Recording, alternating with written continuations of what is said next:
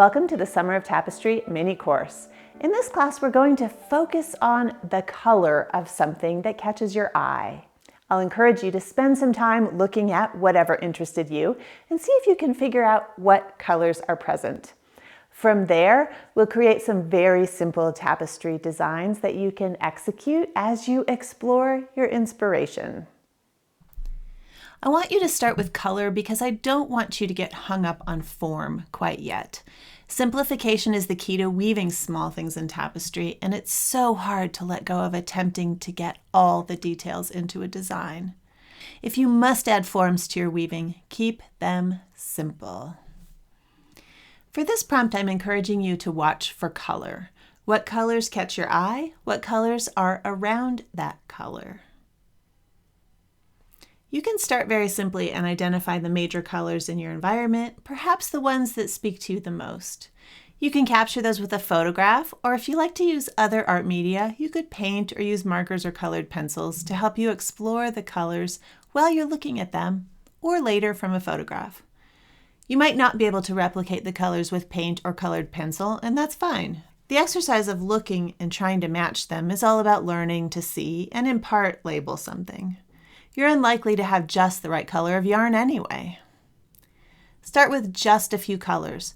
Perhaps you'll concentrate on one or two hues and what tones, tints, or shades of that color are present. For example, how many different pinks are in this bank of roses? Spend a little time wondering about colors around your focus. What colors are the shadows? Are they gray or are they some other color?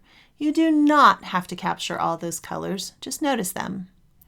Then make whatever notes you'd like. They can be words, sketches, color swatches, or anything else you can think of. Then look at the yarn colors you have. Do you have hues that will give the feeling of the colors you're looking at? If not, could you achieve something similar by substituting a color? For example, if you have a range of greens and no blues, but the object you're examining is blue, could you use green instead and get the feeling for the value range even if the hue doesn't match?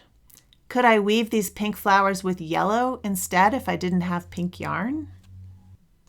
What tapestry techniques might you use to blend color? Do you want to keep some colors distinct? Will you do that with stripes or other forms? Or do you want to do some weft bundling or gradation? You can keep this just to color. I quite often will just weave stripes or other color variations about a particular place and not worry about form at all. When I hiked the Colorado Trail, I was fascinated by the many colors of mushrooms.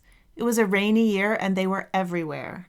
I played around with watercolor to look at the colors, and then I wove simple stripes with what colors I had.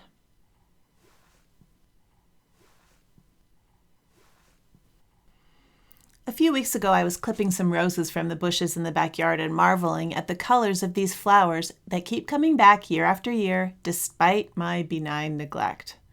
I decided to do a couple tapestries about these roses. I sketched an idea in my notebook, and I actually didn't have any color on it before I wove the tapestry. I was at home, so I was able to find yarn colors of Weaver's Bazaar that matched fairly well the 3 rose colors and a few different greens. I wanted the rose colors to stand on their own, and I wove those in blocks below. They are the fewest of the darkest pink, so that block was smallest. Then pink, then white. Above that, I wove waves of green and decided to weave an eccentric dividing line using the pinks. I even added some pink French knots at the end, and I never embroider on my tapestries. A French knot just seemed like the same shape as a rose. The second tapestry was even simpler. I wanted to spend a little time spinning while watching the day fade on the back deck. I had fleece colors that were similar to the roses and their leaves, and I spun them into one long strand and then wove it just as it came. I loved this tapestry the best, probably because I enjoyed making it so much. So what are you actually going to do? To start with, download the handout for this prompt because it gives you a few other tips that I haven't talked about in this video. From there, you just have 3 basic things to do. The first is take some time to wander around and enjoy your surroundings. I'd say at least 15 minutes, but much longer is best, if possible. The second thing is start looking at color. Find something that interests you because of the color and observe more closely. You can make notes in your notebook, take a photo, or just study and remember. The third thing is to weave something. Weave some variation of those colors either in the field or when you get home again. If you're carrying your materials with you, it can be really fun to weave while you look at your inspiration.